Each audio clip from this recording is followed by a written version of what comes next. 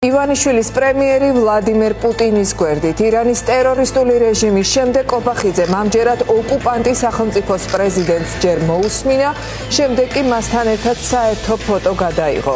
ღონისძიება აშხაბადში იმართება, სადაც ოლიგარქის მთავრობის ხელმძღვანელი წელს უკვე მესამედ ჩავიდა. ვლადიმერ პუტინი მშვიდობაზე საუბრობდა მაშინ, როცა მისი ჯარები უკრაინულ ქალაქებს ბომბავდნენ. მშვიდობა იყო მთავარი აქცენტი კობახიძის გამოსვლაშიც, მაშინ როცა მისი ხელისუფლება საკუთარი მოქალაქეების წინააღმდეგ ქიმიური იარაღის გამოყენებაშია ბრალდებული. ფორუმში მონაწილეობს ოცნების მოკავშირე ირანის პრეზიდენტიც. სოფო ვარდიაშვილი გვერდდება ახლა ამ თემის დეტალებით პირდაპირ ეთერში.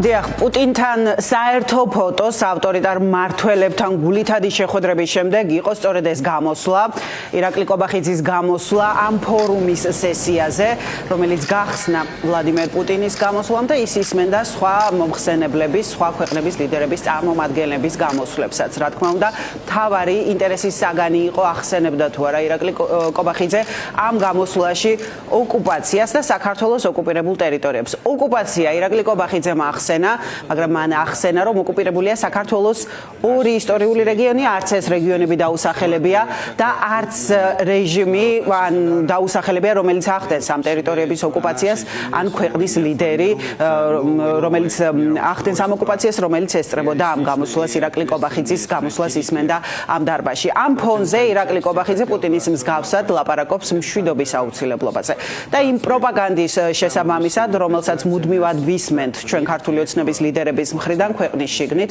ირაკლი კობახიძე სწორედ ამ მშვიდობას ასახელებს ქვეყნის ეკონომიკური განვითარებისა თუ მისი როლის გაზრდის მნიშვნელოვან წინაპირობად მეზობლების ურთიერთობებში ხელის შეწყობის თვალსაზრისით. გულწრფელ მადლობას ვუხდით თურქმენეთის მთავრობას დიალოგის, თანამშრომლობისა და კონსტრუქციული ჩართულობის ხელშეწყობისადმი ურყევი ერთგულებისთვის, როგორც რეგიონულ, ისე გლობალურ დონეზე. ჩვენი სესიის თემა მშვიდობა და ნდობა, მიზნების ერთობლიობა მდგრადი მომავლისთვის, ზედმიწევნით ეხმიანება საქართველოს ღირებულებებსა და საგარეო პოლიტიკის პრიორიტეტებს. დღეს უფრო მეტად ვიდრე ოდესმე გლობალური საზოგადოება დგას რთული გამოწვევების წინაშე, დაწყებული გეოპოლიტიკური დაძაბულობითა და შეიარაღებული კონფლიქტებით, დამთავრებული კლიმატის ცვლილებითა და ეკონომიკური არასტაბილურობით. ამ კონტექსტში მშვიდობისა და ნდობის პრინციპები არა მხოლოდ იდეალები, არამედ გლობალური სტაბილურობის უზრუნველყოფის ყველაზე მნიშვნელოვანი ინსტრუმენტებია. ჩვენი ორი ისტორიული რეგიონის მიმდინარე ოკუპაციის რეალობასთან ერთად საქართველო განიხილავს მშვიდობას როგორც არა მხოლოდ უბრალოდ პოლიტიკურ არჩევანს, არამედ როგორც ეგზისტენციალურ პრიორიტეტს. გლობალური ეკონომიკური და გეოპოლიტიკური ცვლილებების მიუხედავად, საქართველო, რომელიც ევროპის და აზიის გზაგასაყარზე მდებარეობს, რჩება წარმატების ისტორიად, ხელმძღვანელობთ მდგრადი მშვიდობის მკაფიო ხედვით. ქვეყანა სტაბილურად აგრძელებს განვითარებას და ინარჩუნებს მაკროეკონომიკურ სტაბილურობას, აღწევს შთამბეჭდავ ზრდას და ავლენს განსაკუთრებულ ეკონომიკურ მდგრადობას. ეს მიღწევები პირდაპირ ასახავს მთავრობის სახელმძღვანელო სტრატეგიას.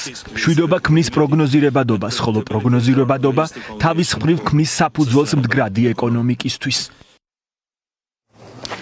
ოპოზიცია კი მოღალატეობრივს უწოდებს ირაკლი კობახიძის ამ ვიზიტში მონაწილეობას და მის გამოსვლას. ოპოზიცია დარწმუნებულია, რომ ქართული ოცნება სწორედ ამ პერსპექტივას უმზადებს ახლა საქართველოს, რაზეც პუტინმა ილაპარაკა თავის გამოსვლაში და ეს არის საქართველოს ნეიტრალიტეტი. ოპოზიციაში დარწმუნებულები არიან, რომ რუსეთთან ურთიერთობაში ეს საკითხი, საქართველოს ნეიტრალიტეტი დღის წესრიგის მთავარ თემად დადგება.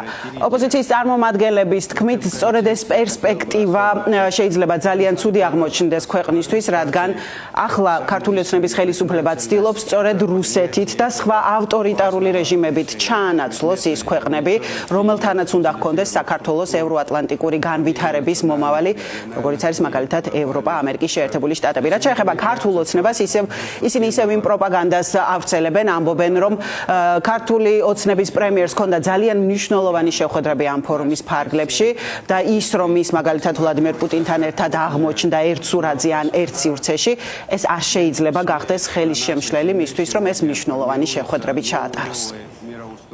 ჩვენ შეგვიძლია ნამდვილად ვთქვათ, ვინ არის ის რეჟიმი, რომელსაც საქართველოში უნდა ქაოსი, არეულობა, ომი და ალიანსი ომის ქვეყნებთან. ეს არის ქართული ოცნების ქაოსის ძალადობრივი რეჟიმი, რომელიც წინააღმდეგობაში მოვიდა ყველასთან, ყველა ჩვენ პარტნიორთან, ქართულ ხალხთან. ბიძინა ივანიშვილის რეჟიმი არის ქაოსის და ძალადობის რეჟიმი. ამიტომ პუტინთან ერთ სივრცეში ყოფნა არის დასტური იმის, რომ საქართველოს მართველი ომის რეჟიმი ეძებს ალიანსებს მხოლოდ და მხოლოდ ომის სამყაროს წარმომადგენლებთან, მაგალითად რუსეთთან. ეს არის საქართველოს ღალატის გზა. ამ გზაზე ეს გზა დაანგრევს ჩვენი ქვეყნის სუვერენიტეტს. ჩვენი ქვეყნის სუვერენიტეტი დგას საქართველოს უსაფრთხოების ევროპულ დასავლურ გარანტიებზე და საქართველოს სუვერენიტეტი დაინგრევა ნეიტრალიტეტის იმ შემოთავაზებით, რომელიც ემსახურება პუტინის რეჟიმს და საქართველოს აღმოაჩენს პუტინის, რუსეთის და დიქტატორების ორბიტაზე.